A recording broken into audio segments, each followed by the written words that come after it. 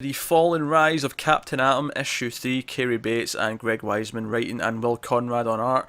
You two read this, so leap in, by all means. Yep, it feels like the last 3 issues could be put together. Well, the last 2 with this one as Captain Atom Rebirth, because he literally is reborn as a new Captain Atom.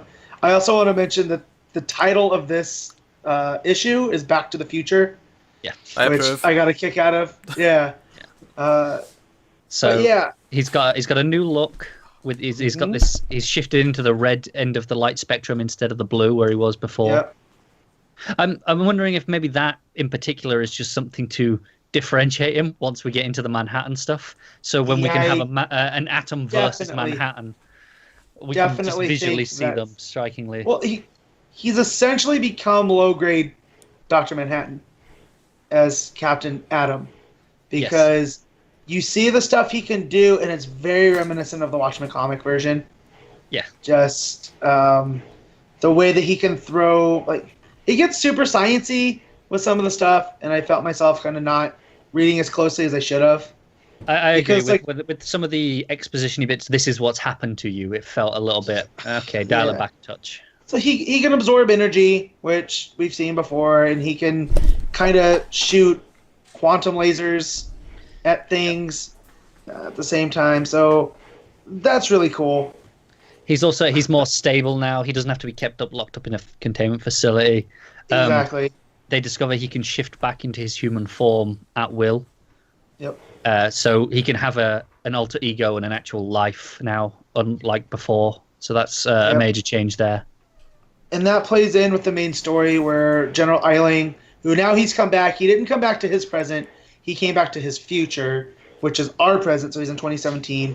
And Eiling's supposed to be meeting with the president, but because Captain Atom's blinked back into the time frame, he wants to go meet him there. And basically gives him a Godfather deal, where it's like, look, you can be a superhero, but you work for the U.S. government, and we'll set you up with a house and, a job and everything, but you do what we say when we say it.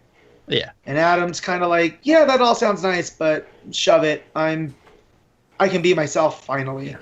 They do set up some new limitations with his powers now. He can no longer space travel, because they talk about how before he likes to sit on the moon and have a little bit of a contemplation. Sit on the moon by himself. I know. It's like they're just prodding us. Hey, look at this. It's exactly what they're doing. But they actually set up now he can't do that anymore, and when he tries to, he reverts into his human form and he falls back to Earth. Yep. So that's kind of some new limits. I'm looking for that legacy line you brought up earlier. There was one where they're talking about how they want to make him a new Captain Atom rather than they don't want to tell the public he's the one that went missing and because exploded because he killed people when he did that and he was a public enemy. And they say legacy is better than memory in the idea that we can move on, and you can look back at things and people think, they've got a tainted image, but you can give a new fresh start with the same name and people are more likely to give it a chance. I wonder what that's a reference to. I know. There's a lot of that in this issue, isn't there? Yeah, right? Also, there's a doctor whose last name starts with an M, and Captain Atom's like, okay, I'll do this for Dr. M. And I was like, come on, guys. You're hitting it with the sledgehammer now. We get it. But it's fun. But I like that it still has an emotional core as well. Because obviously we saw the last issue, he built a family, had a wife. Yeah. And he comes back to the future, and the first thing he does is, where's my wife? I want to go see her. And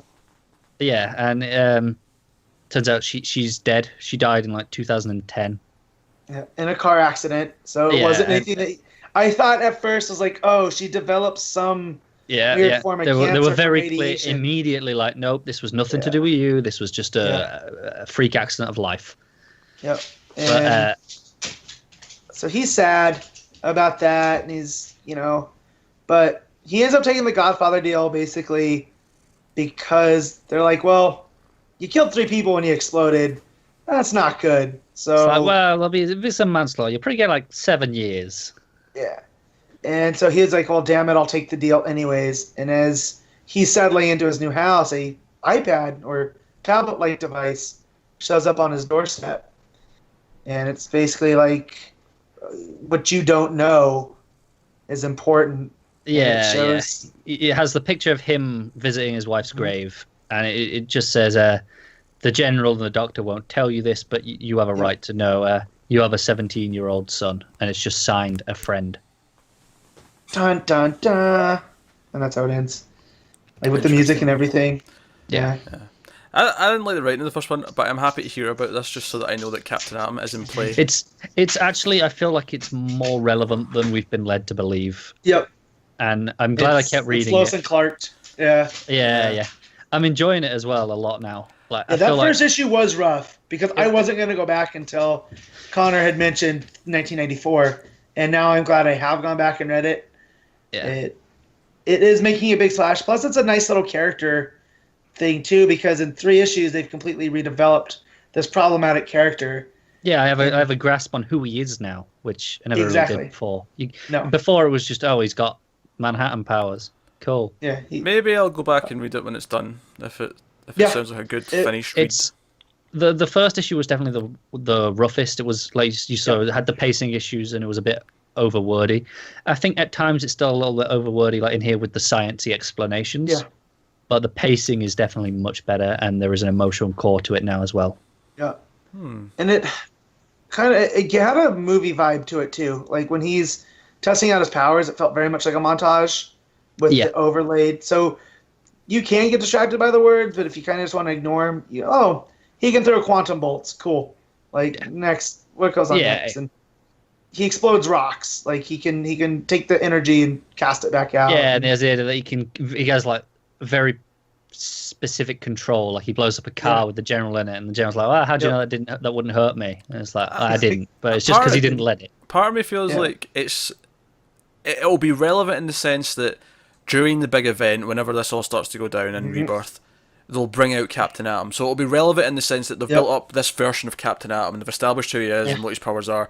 But I don't know if it'll be more relevant than that. Like, outside of him just showing up in the But I think because he looks so different now, he's red instead of blue. It's immediately like, this is how that happened. This is why when he shows up and we can see on the page when they fight, you can tell which one's which. Yeah, one's blue, one's red. Very good. That's clearly what it's for, and I'm okay with that. And it kind of dialed him back into Captain Atom that you would see pop up in different Justice League books during events, but he really wasn't part of any team or didn't have an ongoing. So he was just like the Air Force captain that had quantum powers, and he was always just the powerhouse, wasn't he? Yeah, and they've kind of dialed him back into that, so he could show up in this time next year in Justice League as that character, and it'll feel fine because he's not this danger to everybody around him. And maybe once Batman gets over his bullshit of they've got to seem human for the JLA, we can see him in there. Who's more human than this guy after 3 issues? Yes, exactly. It's Captain Nathaniel Atom. So definitely worth the read. I think when it's all done, it'll be better because you won't have to wait in between and just get to the crux of the story. I will say this actually for me. A lot of the monthly books lately, I'm struggling to go to monthly because I got so used to the 2 weeks that I'm finding myself that I've forgotten quite a bit with the monthlies. But when I came to this one, I actually remembered perfectly, like much more than I have been recently on other monthly books. Yeah, the only thing that got me is when he was in Kansas, I had forgotten that's where he had showed up in issue 2. So when he ended up back there reappearing, I felt like I had missed something and we were going to jump back, but as the issue went on, it wasn't as much of an issue because they tied it up. But yeah, it's good. Captain Atom. Who knew? I know.